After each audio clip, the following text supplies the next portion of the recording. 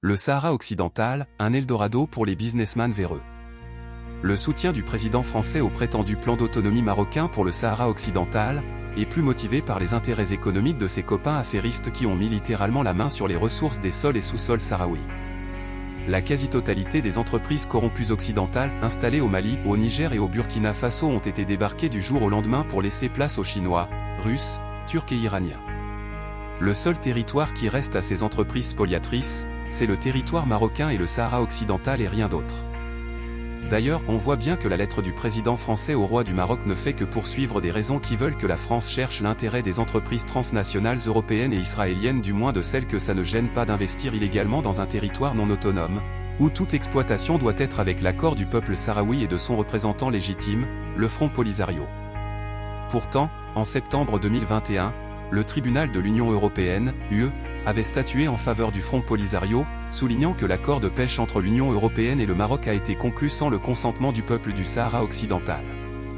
Les conseils et commissions européens avaient introduit un recours en appel en décembre de la même année. Cet accord, d'une validité de 4 ans et arrivé à terme en juillet 2023, fait actuellement l'objet d'une procédure judiciaire devant la Cour de justice de l'Union européenne afin d'éviter sa reconduction. Mais les récentes déclarations du secrétaire général des Nations Unies ne présagent rien de bon pour ces entreprises. En tout cas, le verdict de la plus haute juridiction de l'Union européenne est attendu pour le courant de cette année. Il faut rappeler qu'une trentaine de pays, dont l'Espagne, la France, Israël, l'Allemagne qui y sont majoritaires, exploitent à travers des entreprises transnationales, pour leurs propres intérêts et pour l'intérêt du roi du Maroc et de ses proches ces ressources. Ressources qui ne profitent ni aux populations européennes et encore moins au peuple marocain. Par ailleurs, la stratégie de la très offensive diplomatie marocaine qui chercherait à désenclaver le Mali, le Niger et le Burkina Faso à travers le Sahara occidental vers l'Atlantique, sous la surveillance des armées occidentales, serait, d'une part, une tentative de contrôle sur l'économie de ces trois pays et, d'autre part, une reconnaissance de fait de la marocanité du Sahara occidental.